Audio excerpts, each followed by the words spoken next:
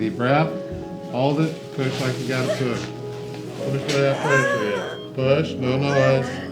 Push. Georgia ranks #1 in the country for maternal death. A little more. I can't. If you look at our census records from the last century, most women died during labor or immediately afterwards. Having a baby is serious business. Oh my God.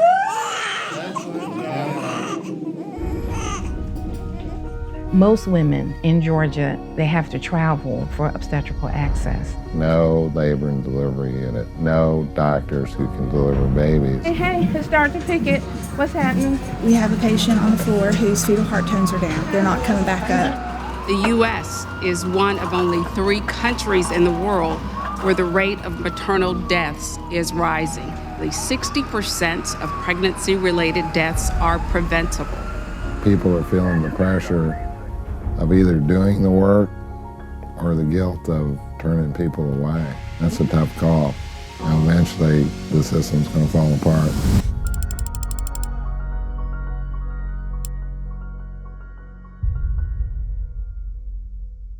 Let's take a look at our baby. It's a boy. Yeah, right there. Oh my God. Right there. I'm gonna put man. My name is Dr. Donna Adams-Pickett. I'm an obstetrician gynecologist who practices in Augusta, Georgia.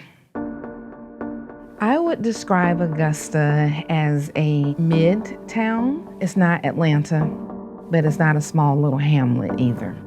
On an average day, I'll see 35 to 40 patients a day. When I talk to my friends in other areas that are more OB dense, most of them see roughly 25 patients a day. But the situation demands it. When we look at the statistics in Georgia, it's roughly 93 counties that do not have hospitals that have obstetrical care. So most women in Georgia, they have to travel for obstetrical access. The consequences can be fatal. How are you? Okay. So I'd like to send you over for induction. Got some pretty impressive swelling here, though. Yeah, it's honestly been worse at the beginning of the week. These are compression socks that I'm wearing. So what we're concerned about is something called preeclampsia. Are you familiar with that? Yeah, it's like the high blood pressure and it can cause seizures. That's when it becomes eclampsia. Okay. But the big thing is that it's time for us to have a baby. Yeah.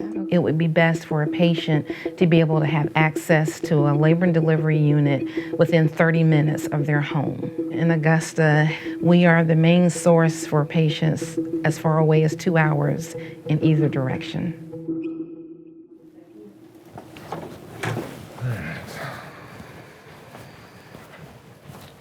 Remember handing me that one 6 weeks ago? Yeah, can you believe it's been 6 weeks? My name is Dr. Jeffrey Harris. I am a practicing OBGYN doctor in Jessup, Georgia. I think the challenge is in a rural community because there is such a high percentage of Medicaid is you don't get paid as much. At some point a hospital CEO goes, that's it, we're done. We're losing money and it's not worth it for what it does for the community. The county north of us stopped delivering babies. Up to the west of us, there's one OB. That's not sustainable. To the east, there's one doctor and he's on his way out. It's hard to get people who want to do this lifestyle. Probably right now, the patient that's traveling the furthest is from a little town called Hazelhurst. They used to be able to receive care at the hospital in Baxley, which is only about 20 minutes away from their house. But now they're having to drive all the way here because there is no care in between. I feel like I am always in the car. I'm always driving. It's about 55 miles from my house to Dr. Harris's office. Longer each time I drive it.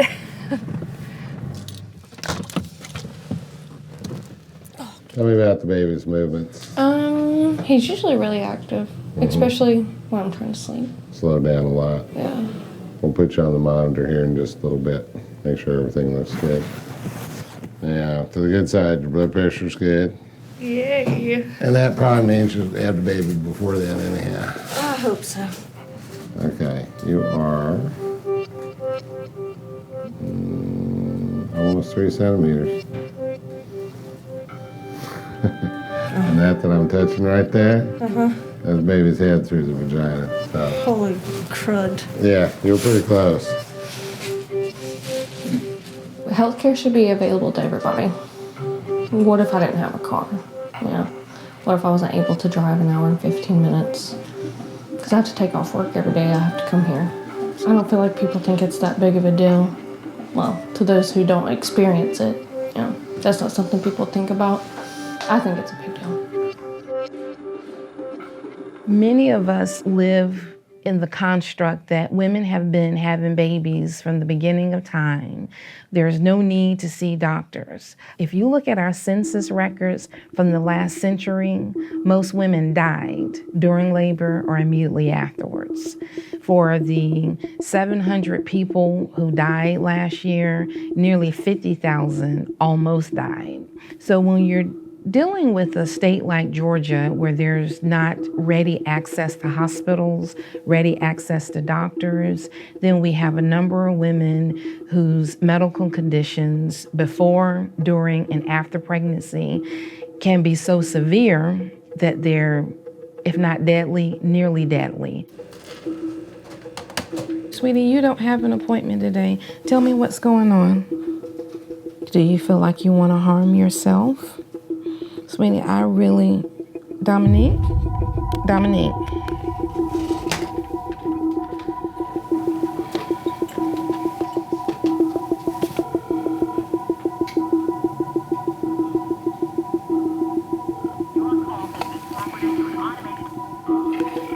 Let me get her phone number. Let me get her, because she just hung up on me. Angel, get me Dominique's address. I need police for a wellness check. So I am a physician. This is a patient. She called in and said that she was very, very depressed and said that she just didn't feel like going forward with the pregnancy. I asked her to come in now, and then she hung up on me. Okay, thank you. Okay, bye-bye. All right. We're in a crisis. If I don't see these patients, somebody has to see them. Until we're able to bring more healthcare providers to Georgia, I have to be prepared for the work. So this is Miss Carter. Miss Carter had a C-section this morning because her baby wanted to misbehave and have a really bad fetal heart tracing. But fortunately, everything turned out very well. Knock, knock. How you feel? Like crap. You want to show the little one off? Yeah. What'd you name her? Riley. All right, Miss Riley. Say hi for the camera. Say, this is why we do all this. Take care of you and your mama. Want to make sure there's still people to take care of you. Problem is, Medicaid only lasts for about 8 weeks after the delivery. Weeks after that, they lose medical benefits. Affordable care, not affordable for most of these people. So they'll become uninsured. Some people drop off, don't see them ever again. The labor and delivery units, they begin closing in roughly 2015. And at that time, I was doing 10 to 15 deliveries a month. Since then, I've done consistently 25 to 30 deliveries a month. OBs are in the top 5 of those physicians who are sued. And that scares a lot of residents from pursuing this career. It's very important to me to be there for these women. What few people know is that my paternal grandmother died in labor. My dad was 12 years old when his mom died, and the baby died on a little tobacco farm in Greenville, North Carolina. Trying not to get choked up talking about it. Oh, that was a pretty baby. I could see him talking about it, and it was one of the few times in my life that I ever saw my dad cry. And I knew then that I wanted to go into OB.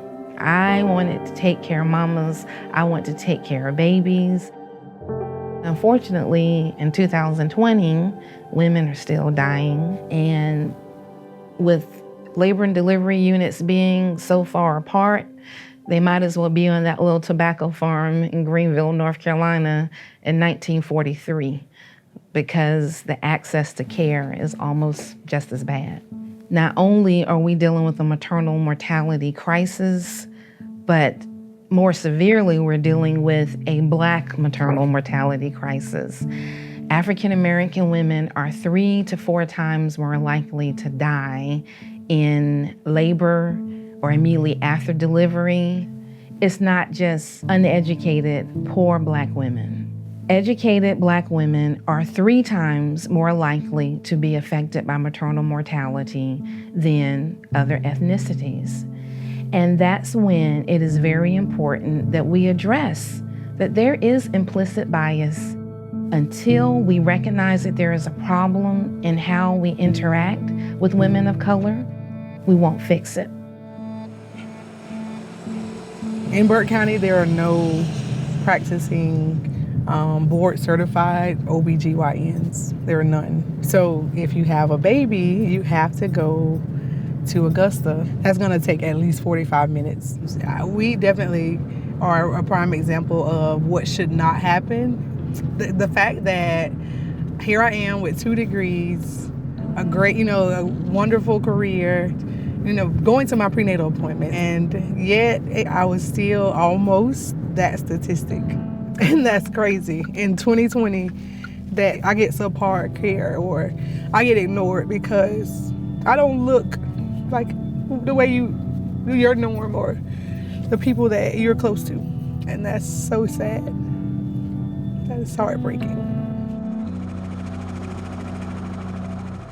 And it's almost like because you're a Black woman, you're tough, you can't be hurting that bad. It's almost like we're not human. So I had my son, he's 8 now. I had issues. We called the answering service. Oh, it wasn't Dr. Pickett. And then when he called back, he was like, you're having pains because you're in your 3rd trimester. It was kind of like, okay, it's gonna be fine. If you have more problems, just call me back. And come to find out, my liver had shut down, my kidneys were shot, like everything was failing. So the second time was with my son, went in for a routine C-section. Everything was going perfect and something happened. With Dr. Pickett, it's amazing. When my heart stopped for whatever reason, like she was right there, like whether it was compressions or shocking me or whatever, like she was there. When I first came to, I didn't even remember that I had a baby. Once I was extubated and able to really hold him, and I just felt like everything just got better. Them bringing him and I could see his face and I could hold him against me. I think that was a turning point for me. To see the staff members emotional, it kind of let me know oh yeah, they did everything they could do. My nurses are some of the most loving, giving women. So when Alquita coded, they decided to keep him in the nursery at our hospital, and they loved on that baby every day. And the night that I discharged Alquita, I can count at least 3 nurses who just burst into tears, who were, I'm not ready, we weren't prepared for this. And they are so eager to see him that they wanted to throw him a first birthday party.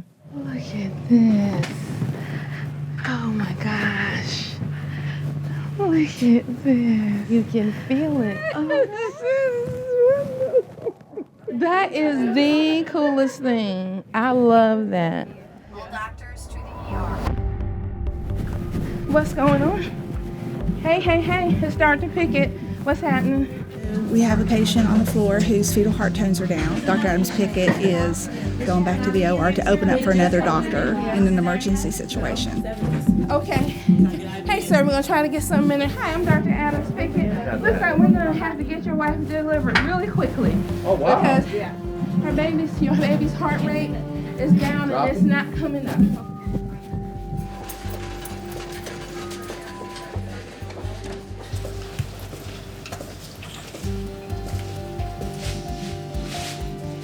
Close. You're next door after the race.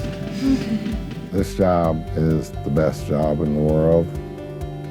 And some days it's like being inside the dryer, getting tumbled around.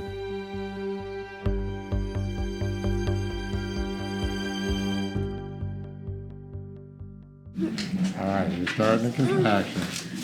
Take a deep breath. Hold it. Push like you got to push. Push where that pressure is. Push. No noise. Push.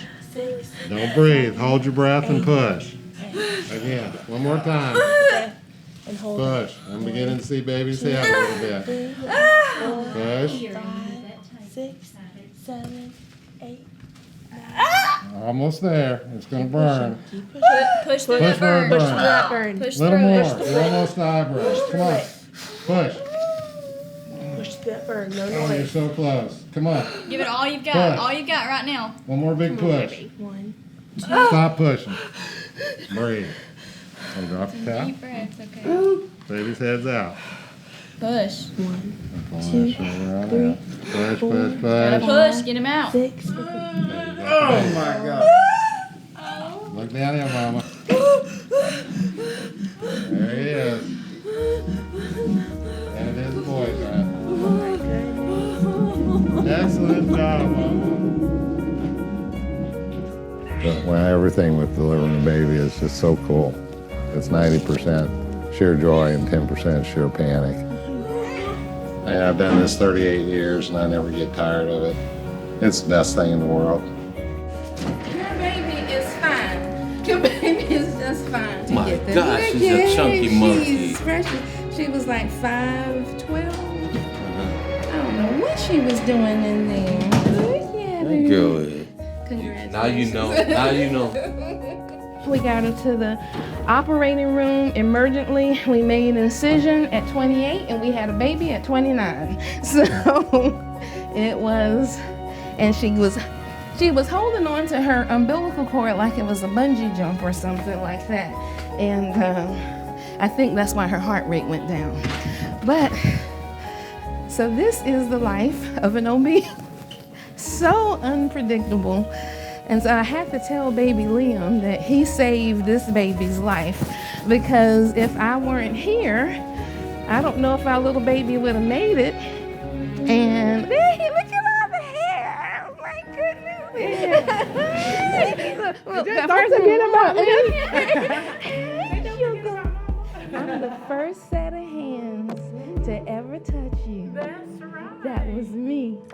Georgia doesn't have the only maternal mortality in the United States. Every other state in this country needs to prioritize mothers and their health. And until it becomes a priority, it's just going to worsen. You just saved that baby's life. Did you know? Oh! When you have a bad outcome when everybody expected a joyous event, it's obviously traumatic for the family, but it's traumatic for all the healthcare providers. If we allow more labor and delivery units to close, and if we don't adequately replace obstetricians as they retire, there will be more deaths.